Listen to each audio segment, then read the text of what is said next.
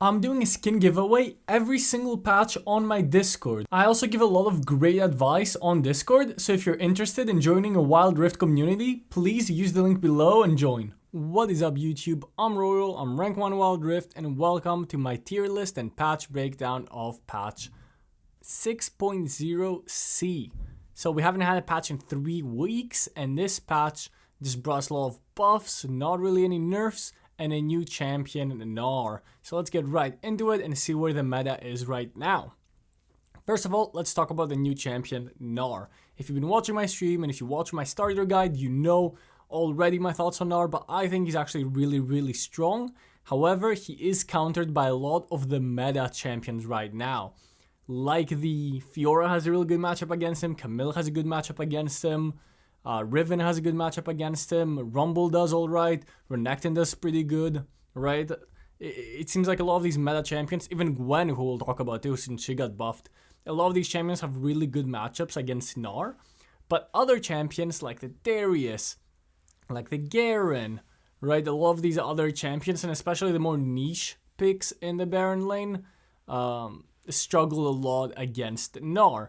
If you want some easy counters to him, obviously the champions that I mentioned are already pretty good, but the best champion against Gnar is actually Yasuo. So if you are a good Yasuo player, now is your time to shine, pick him against Gnar and mess him up. So I think as it stands, Gnar is a great champion. I don't think I can put him in God tier, but he's a strong S tier champion. So if you want to go out there and main Gnar, he's in a really good spot right now, I think. If I were Riot, I would maybe do some slight nerfs to him, but overall I think he's actually pretty good. Speaking of slight nerfs, a champion that deserved slight nerfs but instead got slight buffs has been Renekton. Renekton was already dominating Baron lane as one of the strongest laning champions, and Riot actually buffed his laning phase. They buffed his sustain on his first ability, so now even in bad matchups, Renekton does really good. They've also given him some extra damage, so he's gonna bully even harder. I think Renekton is probably the undisputed best Baron laner right now. Obviously, if you want to go for a tankier choice, Ornn is also really good, but of course, Ornn is more of a teamfight group champion.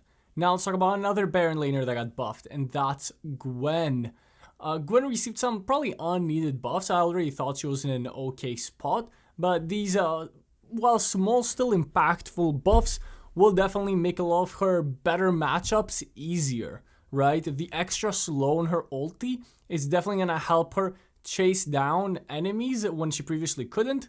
So it's going to make a lot of her easy matchups, champions that want to run away from him, a lot easier, right? Even in Gnar, the ult change will be very nice against the Gnar matchup. If he's mini Gnar, you can just chase him down. It's going to help a lot versus Teemo or a lot of those ranged champions. And of course, later into the game, it's going to help you chase down secure kills on those targets. So I think it was a pretty good buff. Another champion that got buffed is actually Swain. Swain, I think now is actually a decent situational AP champion. Obviously, Gwen, Teemo, and Akali, I believe, are probably better choices if you want an AP champion. But if you want something a little tankier, I do think that Swain is probably better than like Vladimir in the Baron lane. So Swain does kind of have his place in the Baron lane, and I've put him all the way in A tier. Rumble, I believe on my previous tier list was S tier. I've bumped him over to God tier. I can't believe he didn't get nerfed. I kind of underestimated him initially, but his damage is just way too high on his first ability. When he overheats, he does way too much damage, and his shield cooldown is unbelievably low. You definitely need anti-shield against this champion, but he does feel extremely oppressive in all stages of the game, and of course in teamfights he's extremely impactful with his ultimate. Let's move on to the jungle, and obviously in God tier we still have Echo. Echo continues to not be getting nerfed, even though he's been the best champion in the game for quite a while. I'm not sure how he keeps dodging those nerfs, but he's gonna continue to be God tier, joined by Amumu, Zed, and Lee Sin.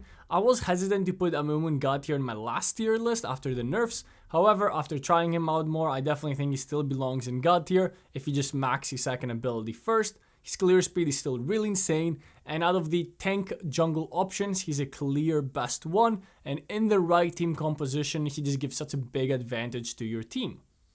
Lee Sin, I keep putting between S and God tier. I do think he's a God tier champion. He's obviously just really hard to play compared to other junglers. Like if you're not very good at the game, you can just pick Vi and have a lot of success. With Lee Sin, you have to be an incredible Lee Sin player, really understand his ultimate, really understand how to use his mobility, so you can have an impact in all stages of the game and not just the early game. Zed, I strongly believe, also belongs in God tier. This champion is just way too safe. He's able just to be all over the place with his shadows, not taking any damage, and dealing so much damage with his abilities that have such low energy cooldowns. I think his energy needs to get nerfed. I can't believe that latest buff they did a few patches ago is just way too strong. And the jungle, where he's able to just get really far ahead with items, right? Because jungle gives so much gold. He just gets so far ahead and he just comes and one-shots everyone. He forces everybody to buy stasis, which wastes a lot of gold for them. And his ultimate cooldown is so much lower than stasis that if somebody uses stasis on your ult, you can ult them twice before they can even have their stasis back up. So Zed will definitely be joining the God tier. The S tier champions are all really strong as well, especially in the right team comp. Like if the enemy has tanks, then Lilia is obviously going to be way better than like Zed or Lee Sin, right? Lilia does so well into tanks. So all of these champions do have their place in S tier and are all really strong under the right circumstances and can definitely carry games. In A tier, we have the champions that I think are viable and can be good in the jungle, but are just not as strong as the S tier champions. Kindred did get buffed, but I don't think the buffs are enough to warrant putting him into S tier. I think he's still gonna struggle in most matchups, but obviously if you have the right team comp, and a big issue that Kindred has is playing in the right team comp, right? Because he's a ranged ADC champion, very often he makes your team comp quite weak, since from the jungle you're usually expecting a melee champion, right? So Kindred in the right team comp can be really good, but those team comps are rare, where your team actually picks tankiness and frontline elsewhere. Moving on to the mid lane, Kassadin just got better due to the Rod of Ages buffs. He's one of the champions that built Rod of Ages even before the buffs.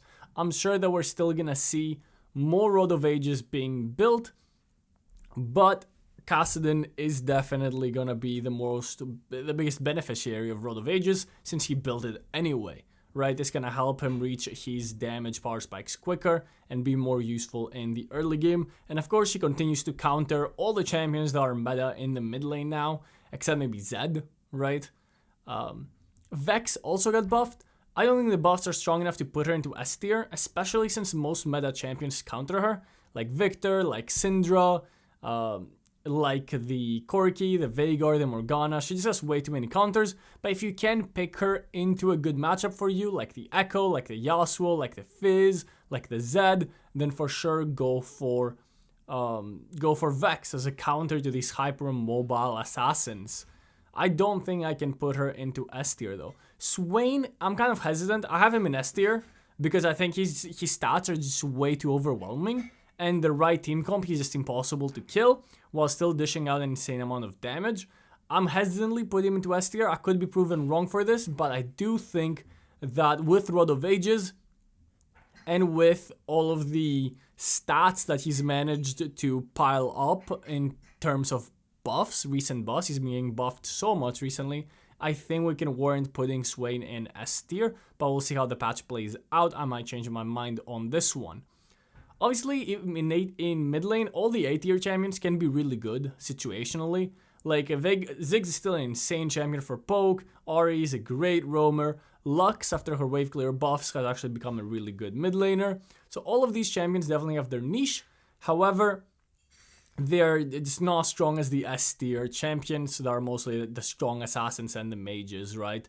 They just can't be as strong. In the God tier, of course, we have Orianna, who's just been overbuffed, her damage is way too high, and Kassadin, who just counters every mage, and he's been overpowered for so long.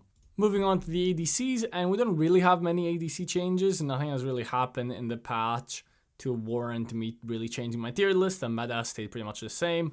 Varus and Sivir continue to dominate. Not only do they provide insane damage, they also provide a lot of utility with their ultimates. Misfortune and her ultimate is one of the best teamfight ADCs. She does a lot of damage in general. Xayah continues to be your best hyper carry option with Zeri, especially now with the Rakan buffs. So Xayah is probably even slightly stronger since we're going to see Rakan's play rate jump up, and obviously those champs have really good synergy. Jhin, another great utility ADC. Those champs will continue to just be S tier and God tier. A tier, we have a few more hyper carries. Obviously, this will be more situational, right? If the enemies have a lot of tanks, you can go for the Kai'Sa or the Vayne. Obviously, their short range kind of makes them worse into this mage meta that we're playing in. Ashe provides a lot of utility. Ashe, I have considered putting into S tier just because of how powerful her arrow is.